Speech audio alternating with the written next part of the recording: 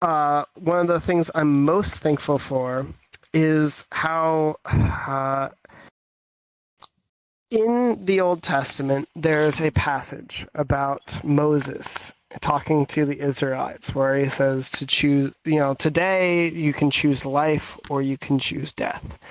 And so that was very eye-opening to me because having interacted with many people who, you know, who thought about death a lot, I started to see a pattern where the decisions being made was choosing death over and over and over again.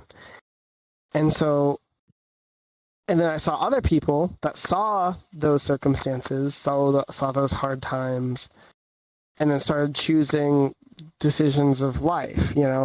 But and I expected the decisions that would lean toward life to be decisions like,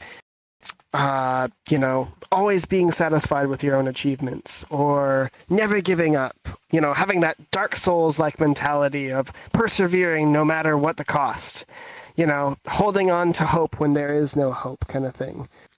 But for some reason that never answered it for me. But that passage where Moses explains that God, the choice of life and death is choosing between God and the world, was very eye-opening for me. Because all of a sudden I saw that it's not choosing between, I will be successful or I'm going to fail. It's not choosing between I'm always enough versus I'm never enough. It's choosing I am loved by God. That is something I cannot change. I cannot control. That is outside of my control. As opposed to I'm worth nothing.